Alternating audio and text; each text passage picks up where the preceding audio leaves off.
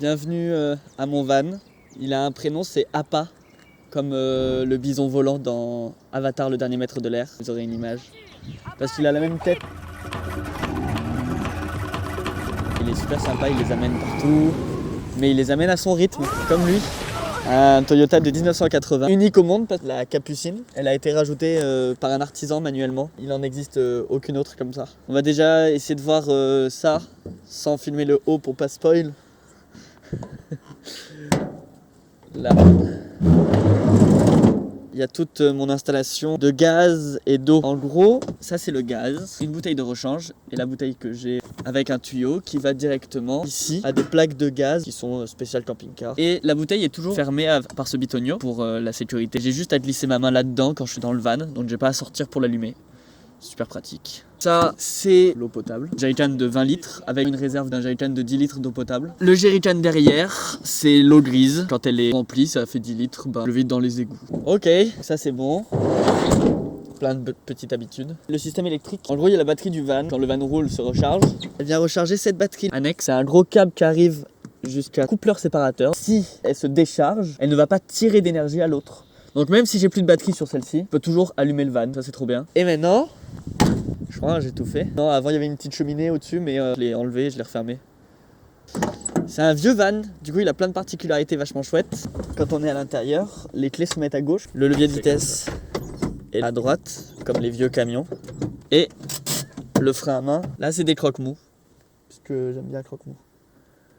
Parce que ça me paraissait assez évident, ils sont à leur place quoi. Ils découvrent la route avec moi, peu importe où je vais. Chaque rideau, il fait ce drôle de bruit là. Parce qu'il y a une couverture de survie à l'intérieur, aide à garder la chaleur à l'intérieur. Et maintenant on va passer à l'intérieur du véhicule. Les arbres là-bas ils sont super beaux, je sais pas si tu vois avec la lumière du jour. Les ombres là. J'aime trop.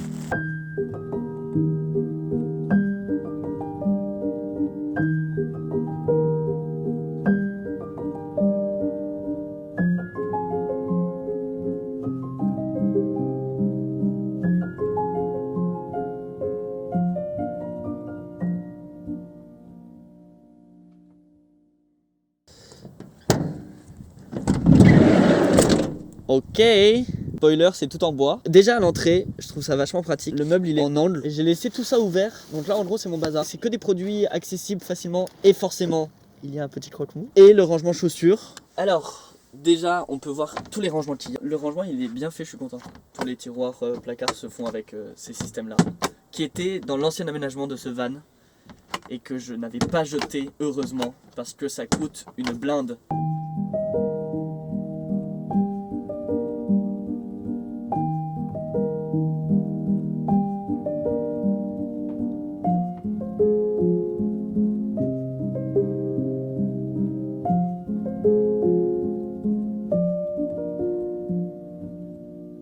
L'eau ici, j'ai un tuyau que j'aime beaucoup parce que tu lui fais prendre la forme que tu veux. Ça n'utilise absolument pas d'électricité ce système d'eau parce que c'est une pompe à bateau fixée au sol. J'ai juste à passer le pied, je pompe et là il y a de l'eau. Dans un van, tout est une question de sacrifice. Moi j'ai choisi l'eau chaude et la pression, je me débrouille avec ce que j'ai. C'est un sacrifice, mais je vis où je veux quand je veux, donc j'aime bien. Et maintenant, une belle surprise, suffit de lever ici, hop, et on a notre gazinière. Et si on veut un plateau, généralement c'est comme ça qu'on fait. On a un plateau, hop, une table toute faite. J'ai mon chauffe-eau, là.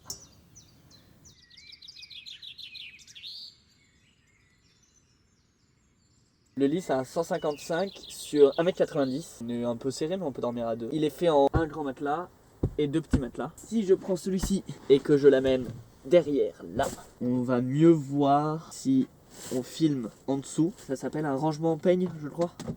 Donc hop, on a juste à fermer, s'embrique l'un dans l'autre entièrement. Et là, on a un canapé.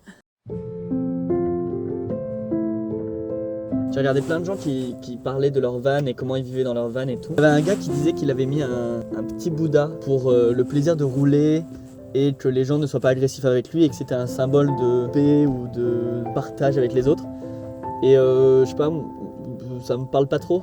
Du coup, au lieu de mettre un Bouddha, j'ai mis des croque-mous parce que le croque-mou il est gentil et qu'il est super fort et qu'il appelle au voyage, à l'aventure et que je l'aime trop.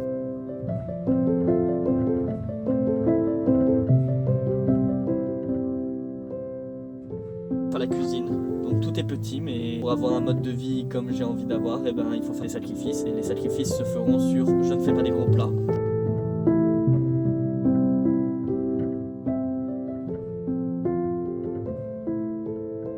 Dans ce rideau, il y a des petits aimants et c'est ça qui fait que le rideau reste collé au mur. Et donc quand je le ferme, en gros, il n'y a pas de vis-à-vis. Peu importe où je me gare, si c'est au centre-ville ou n'importe où, genre vraiment c'est une boîte, personne ne peut voir à l'intérieur. Ça c'est vachement agréable.